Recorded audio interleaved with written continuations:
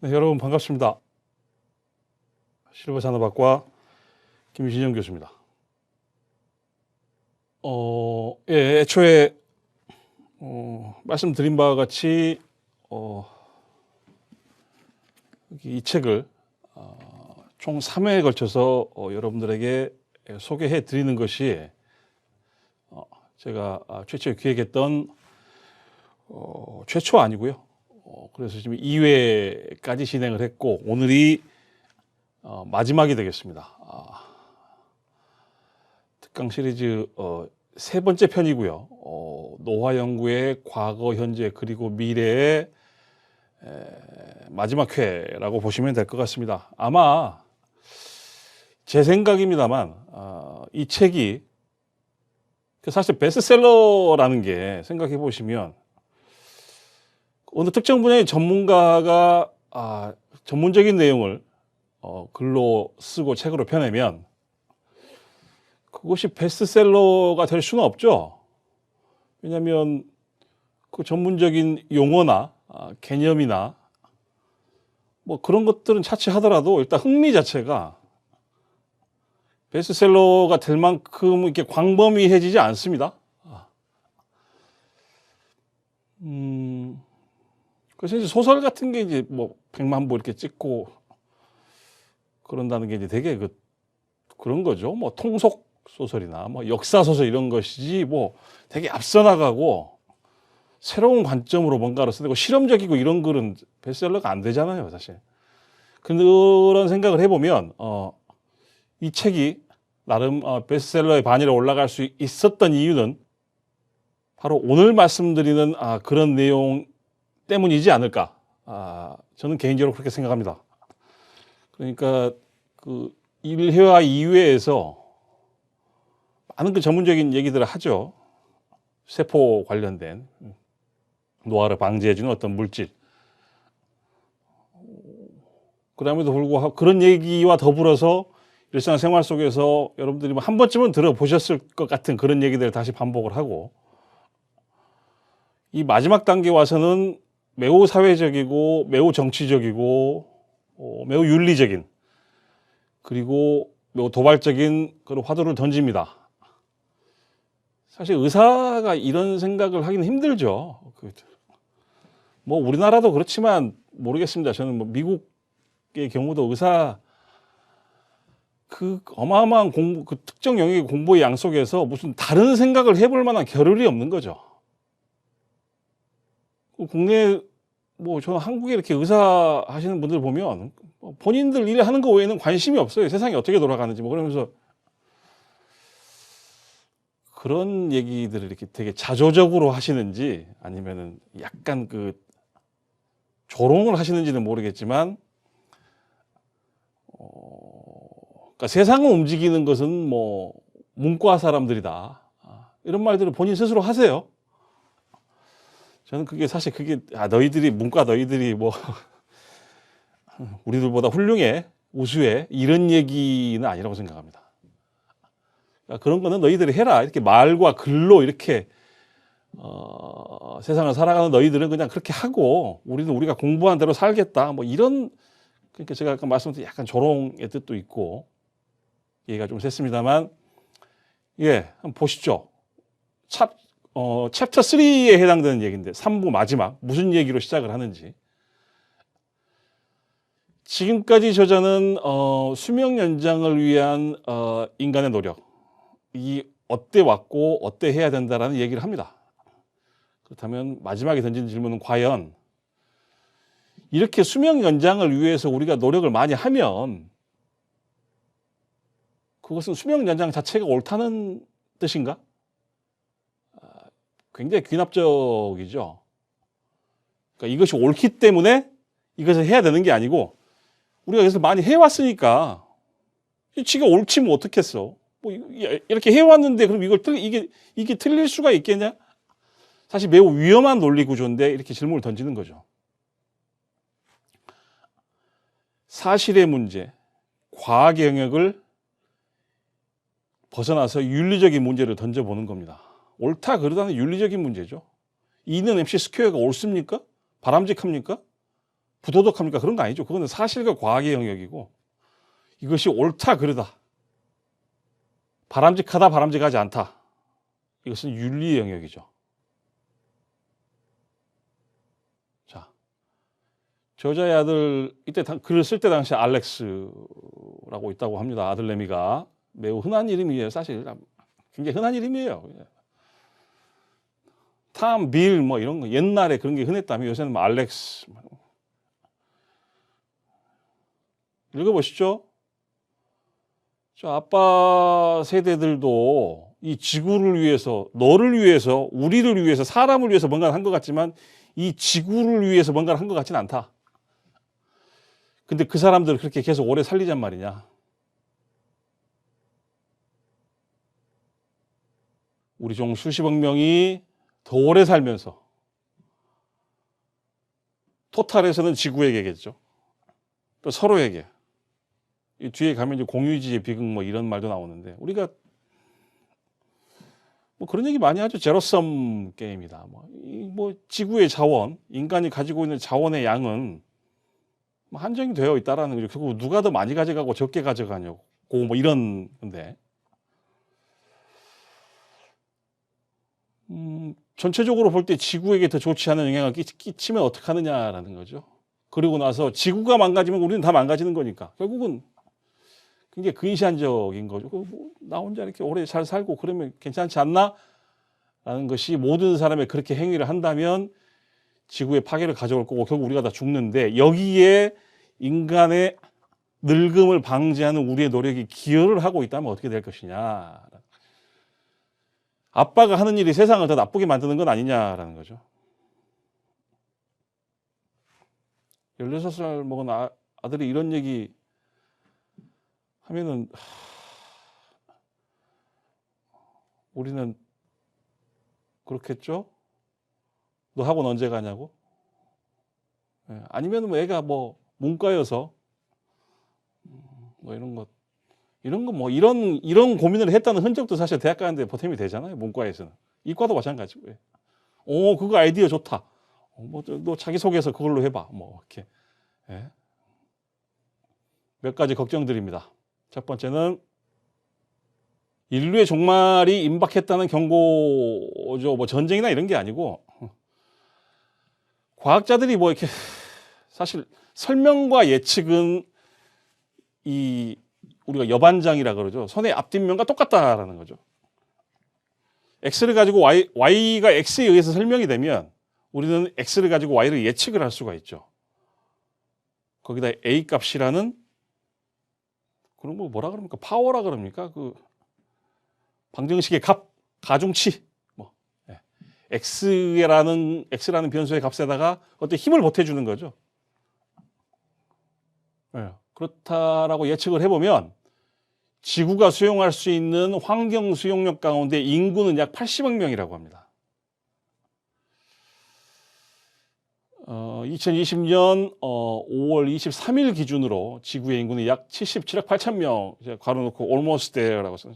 거의 다 왔다라는 거죠. 근데 이것도 여러분들 잘 알아놓으셔야 되는 게, 그 세계 인구가, 우리나라는 사실 대단한 나라죠. 북으로는 어마어마한 대군이 자리 잡고 있고 삼면이 바다이기 때문에 야, 다 세봐. 그러면 세집니다, 사실. 이런 나라가 사실 잘 없죠. 대부분의 잘 산 OECD 선진국이라고 하는 나라들은 뭐 얘기가 좀 많이 벗어날 것 같아서 안 하겠지만, 그 영토 내에 몇 명이 사는지를 아는 게 제가 보기에는 그 발전의 척도거든요, 일종의. 그 나라 안에, 그 국경 안에 몇 명이 사는지를 잘 모르고, 마진 오브 에러라고 하죠. 이게 편차가 너무 큰 나라들이 지구상에 몇 개 있습니다. 어디죠? 뭐 그 특정 나라를 비하하는 게 아니라 중국과 인도가 그렇습니다. 근데 문제는 그 나라들이 인구가 어마어마하게 많은 나라라는 거죠. 그렇기 때문에 지금 지구에 몇 명이 사는지는 사실 그 몇 개 나라들 때문에 정확하다고 말할 수가 없습니다. 근데 77억 8천만 명이라고 거의 다 왔다는 거예요, 지금.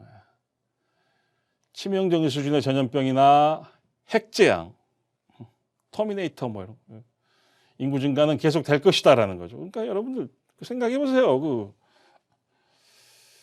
생명체로서 인간 어떤 종의 개체로서 인간을 이렇게 보면 편안하면 모든 물질적인 조건이 편안하고 심리적으로 안정이 되면 사랑을 하고 자녀를 낳습니다.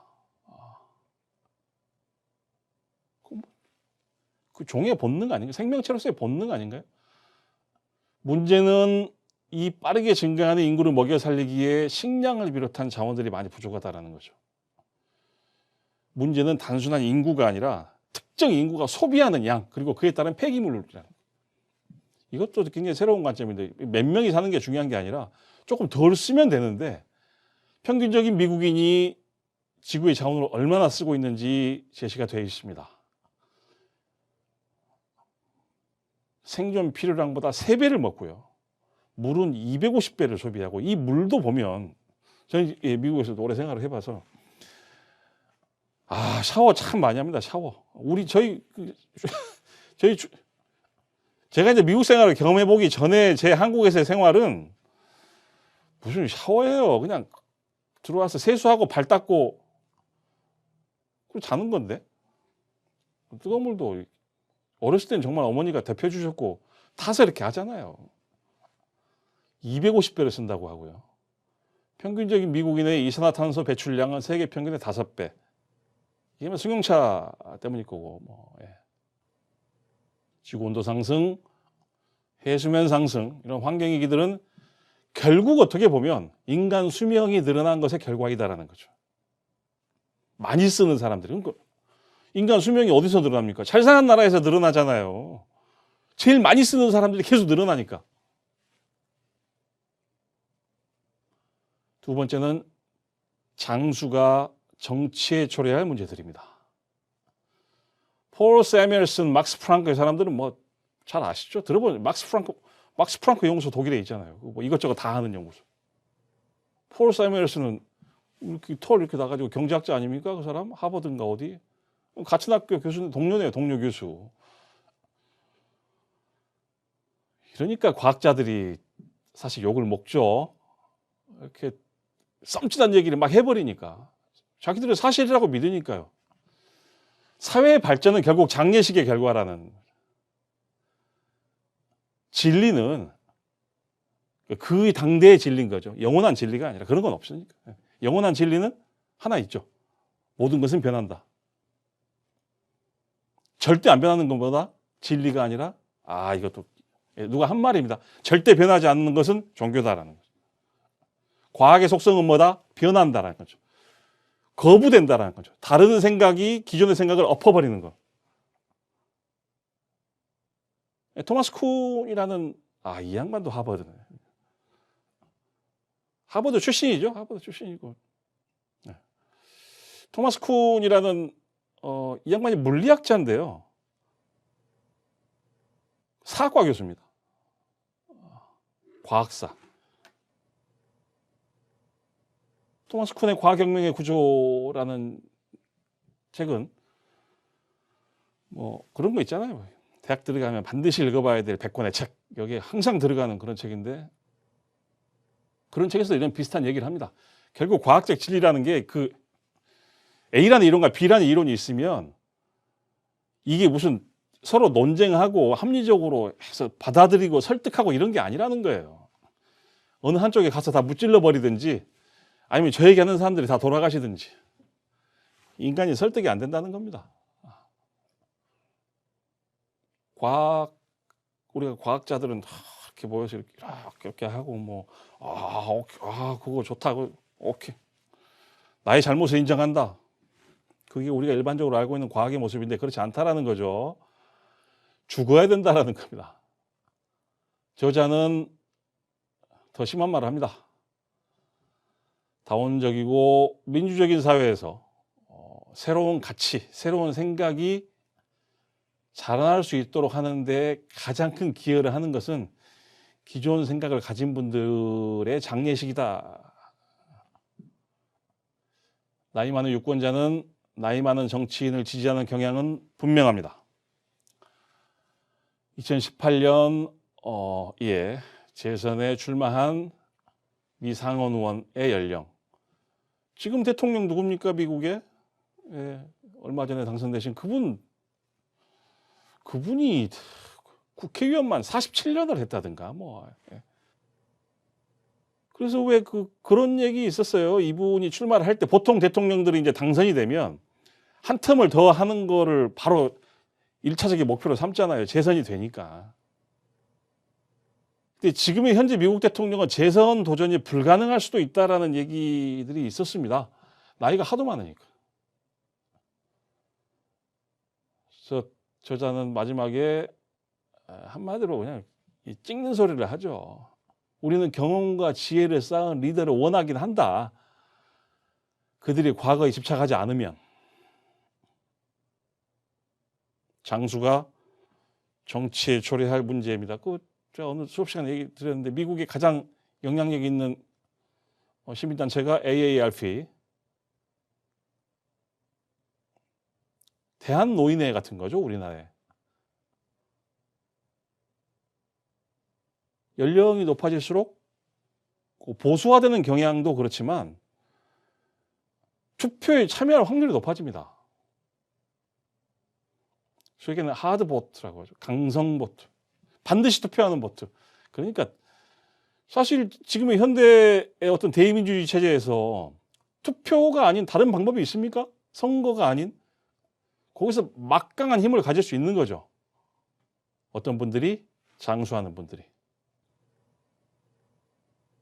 세 번째는 위태로운 사회보장제도입니다.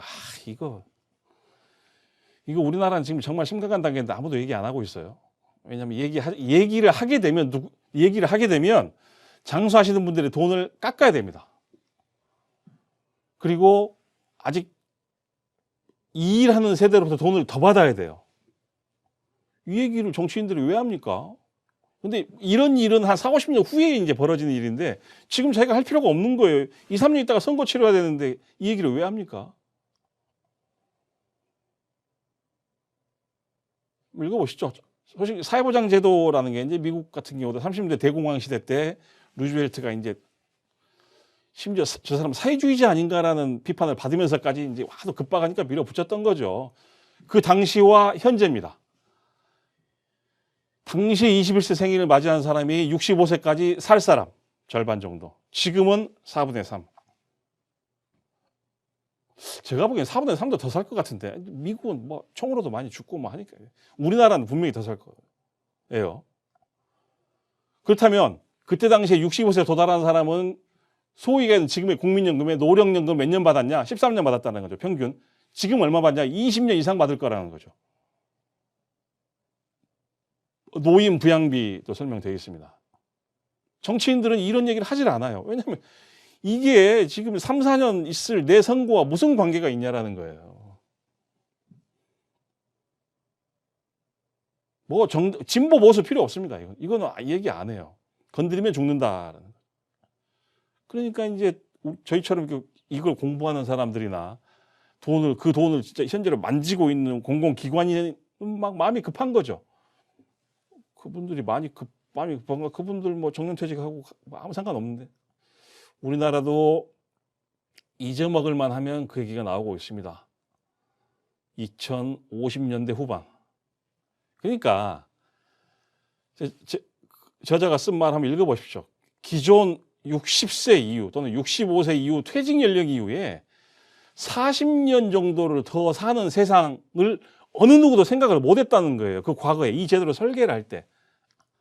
설계가 될 수도 없고.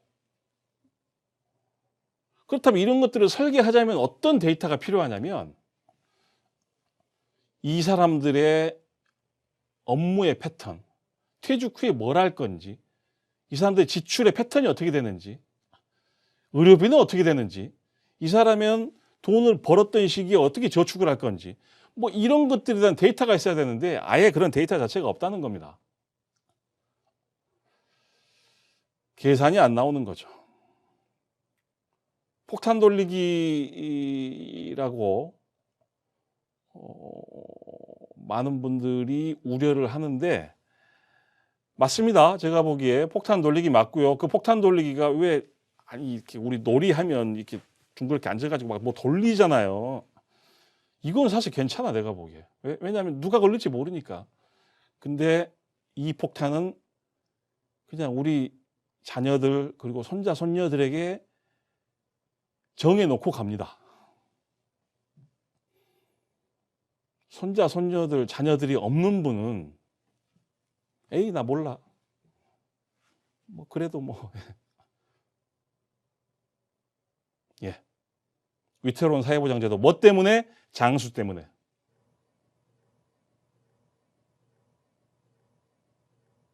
자 그러면 이제 마지막 우려는 그러면 장수 오래 사는데 다 오래 사냐? 그 얘기거든요. 다 똑같이 오래 사느냐? 그렇지 않다라는 겁니다.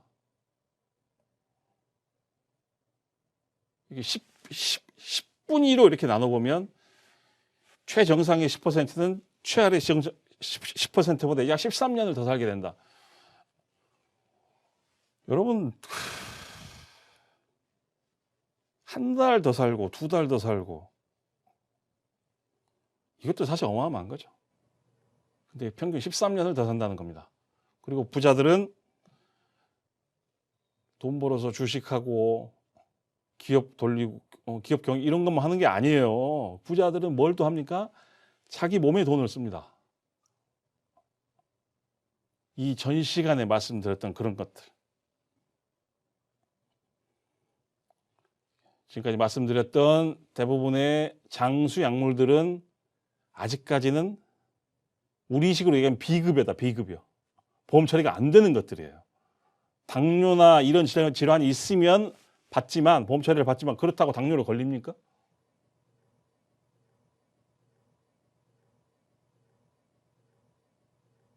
자신의 노력과는 아무런 관계없이 태어나 보니까 부잣집이고 이렇게 얘기하니까 제가 너무 그 부자들에 대해서 약간 공격적인 어떤 스탠스를 갖고 있는 저는 그렇지는 않습니다. 예. 부럽긴 하죠. 특정 집안에서 안 그래도 잘 사는데 더 오래 살고 일하는 것도 훨씬 부가가치가 높고 투자하면 뭐 몇십 배, 몇백 배 벌어들이고 그래서 결과가 그렇지 못한 사람들보다 30년을 더 살게 된다라는 거죠. 지금은 조금 시간이 좀 지났는데 아일랜드라는 영화가 있었죠. 갑자기 또 배우가 생각이 안 나네. 그 남자 배우는 그 영국 사람이었을까요? 예. 여자 배우는 그 왜 어벤져스에 나오는 생각이 안 나. 부자들이 자기의 복제품을 만들어 놓은 거였죠. 자기 DNA 검사 쫙 해보고 자기 유전적으로 어디가 안 좋다 그러면 복제품을 만들어서 걔것 떼다가 자기한테 넣고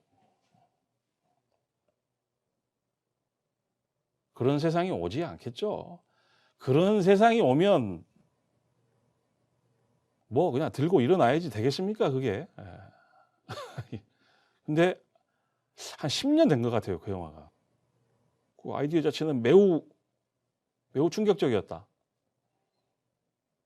평등을 지금부터라도 이 건강에 대해서 평등을 확보하는 조치를 취하지 않는다면 심지어 그 집의 강아지들이 내 강아지보다도 오래 살 거다라는 거죠.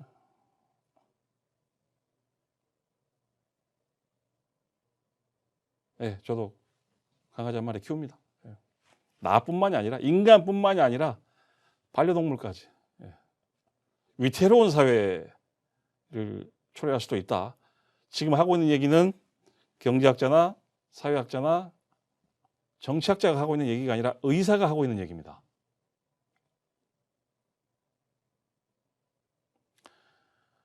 이제 결론 단계에서 그렇다면 우리는 뭘 해야 되느냐라고 이제 몇 가지를 제시를 하는데요.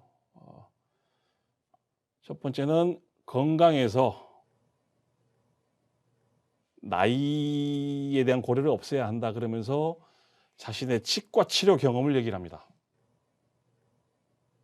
그러니까 이제 안 좋은데 덴티스트가 그랬다는 거예요. 이렇게 가시면 된다고 그냥 안 아프게 하고.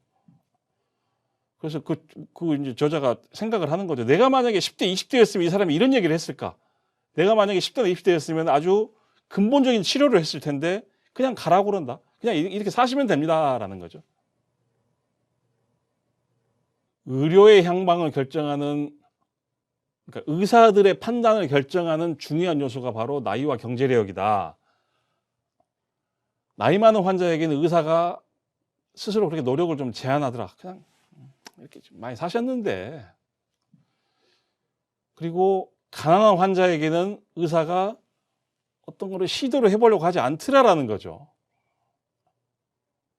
저자의 주장입니다. 의료의 질이 나이나 소득에 따라 제약을 받아서는 안 된다. 평등주의적이고 뭐 이런 얘기하면 또 이제 저처럼 사회주의자 아니야 또 공격받는 거죠. 그거 되게 재밌는 사실인데 사회주의, 공산주의 하면 떠오르는 사람들이 몇 있죠. 남미 쪽에 체게바라라는 사람도 있고 아옌데라는 사람도 있고요. 이 두 사람 다 의사입니다. 의사. 제 개인적인 생각인데, 그러니까 의사라는 직업이야말로 그러니까 유물론 그 자체죠. 인간의 살과 피 이런 것들을 헤집고 들어가서 고쳐내고 약으로, 물론 정신의학도 있지만, 그러니까 이 사람도 똑같은 백만장자, 예, 백만장자와 거리의 노숙자의 몸이 의사의 눈에는 똑같은 몸인 거죠. 근데 이렇게 달라지는 거죠. 그러니까 어떻게 보면 그 의사라는 직업이 굉장히 불평등에 대해서 굉장히 분노할 수 있겠다. 네, 제 주변에도 몇 분 계십니다. 이렇게 매우 평등주의적인 지향을 가진 의사들 굉장히 과격하세요. 이렇게. 예. 특히 사람 몸에 대한 평등 이런 거에 대해서는. 수술대 위에 올라 있는 사람이 백만장자건 서울역에 있는 노숙자건 무슨 상관이 있겠습니까, 의사들이. 자, 의료비를 질병과 싸우는 데 쓰지 말고 그 돈을 차라리 노화와 싸우는 데 쓰자. 그러면서 이 수치를 들이댑니다. 당뇨병 예방 약물을 개발해서 수명을 1년 늘리는 데 들어가는 사회적 비용이 14만 불. 암 치료를 획기적으로 개선해서 수명을 1년 늘리는 데 들어가는 돈이 49만 불. 심장박동기 140만 불인데 삶을 10년 정도 연장시켜줄 약물 불과 9천 불 정도 된다라는 거죠. 질병이 아닌 노화에 초점을 맞추는 것이 바로 현재 비정상적으로 폭증하고 있는 이 보건의료비를 절감할 수 있는 가장 효율적인 방법이다. 두 번째는 어떻게 죽을 것인가입니다. 예, 우리나라도 연병의료 중단에 관한 사회적 논의가 진행이 되고 있고, 예, 저는 서약했습니다. 어떻게 죽어야 되는가? 이분의 대답은 간단합니다. 준비가 되었을 때 빠르고 고통 없이. 삶의 마지막 여정을 약물에 의해서 질질 끌게 만드는 것은 그것의 배후에는 사회적 관습이 있다. 우리가 두려워하는 것은 인간성을 잃는 것이다. 생명을 잃는 게 아니라 건강과 생명은 다르다라는 거죠. 굉장히 도발적인 표현이긴 한데 건강은 모른 채 한 채 생명만을 연장하는 것은 일종의 죄악이다라고까지 표현을 합니다. 그 연명의료 중단에 대해서는 여러분 인터넷 검색해 보시면 굉장히 잘 되어 있습니다. 절차도 굉장히 간단하고요. 정부가 많이 이렇게 캠페인을 하고 있습니다. 그래서 관심 있으신 분은 검색해서 한번 들어가 보세요. 무슨 얘기인지. 세 번째는 아까 제가 초반에 얘기했던 인구가 아닌 인구의 소비 말씀을 드렸는데 이 소비 문제를 기술로 해결을 하자라는 거죠. 줬던 걸 뺏을 수는 없으니까. 그리고 미국인의 예를 들었지만 지금도 세계 대부분의 지역에서는 먹을 것 자체를 굶주리는 사람이 있다는 거죠. 특정 대륙에서는. 공유주의 비극은 필연적이다. 하게 돼 있다니 막 먹어대는 거죠. 막 먹고 버리고 쓰고 내가 이거 하나 버린다 그래서 무슨 근데 왜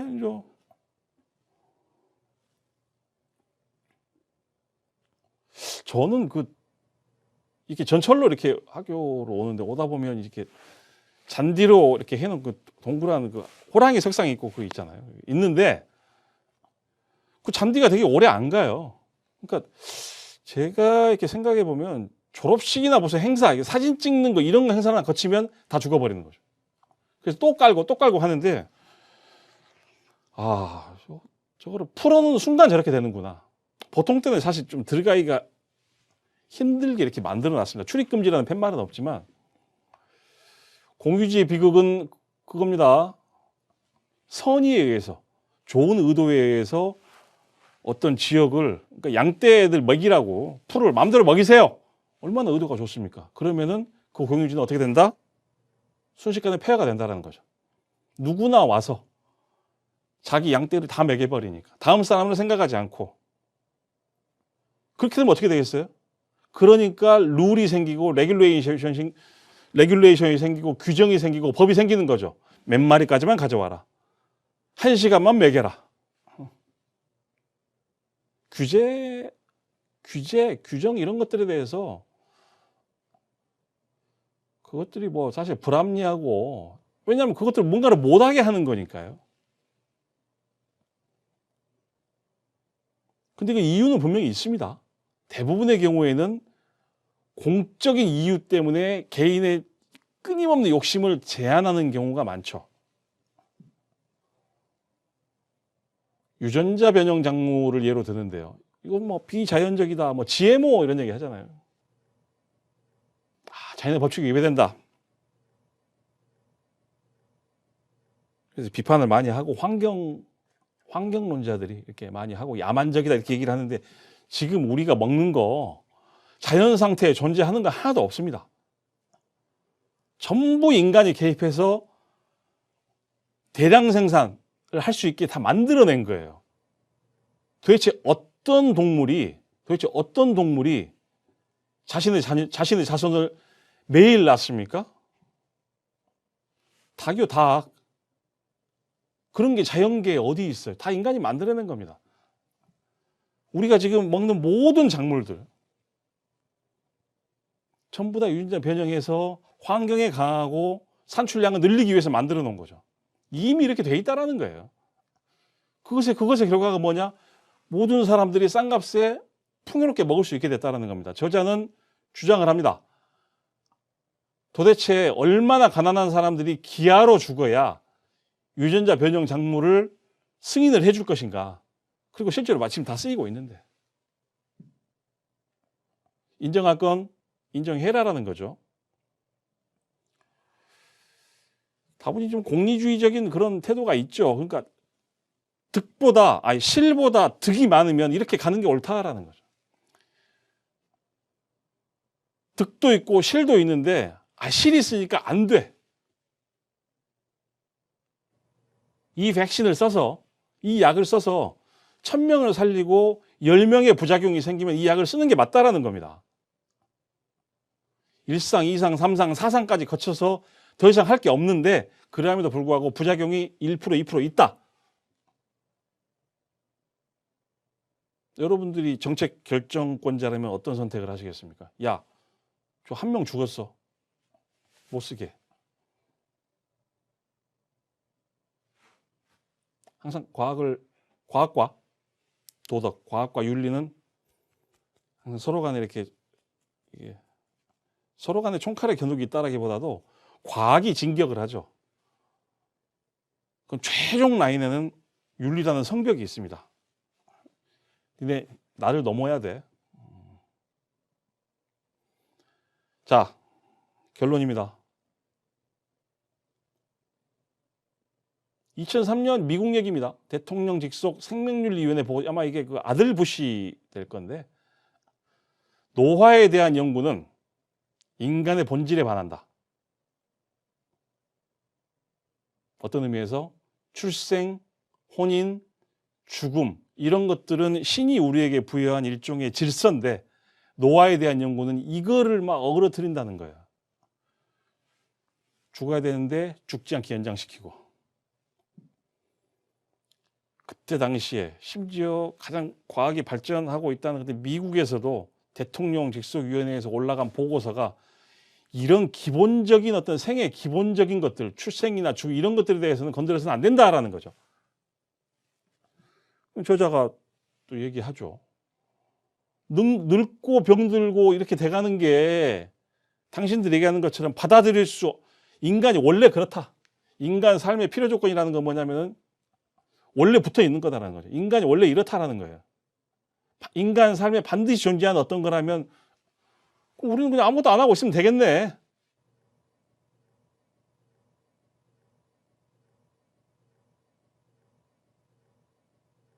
마지막쯤에 나오는 말인데요. 요양원에서 자원봉사를 해보고 아무것도 씹을 수 없는 사람들을 지켜보고 또 그들의 대소변을 받아보고 목욕을 시켜본 적이 있느냐. 정신적으로 내가 누구이고 내가 지금 어디에 있고 이런 것들에 대한 생각이 아무것도 없는 사람들을 지켜본 적이 있느냐.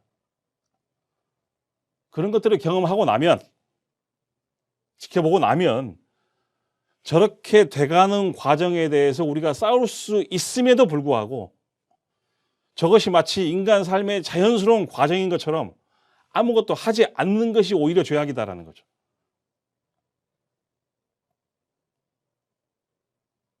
동의하십니까? 예. 제 강의는 여기까지입니다. 기회가 되시면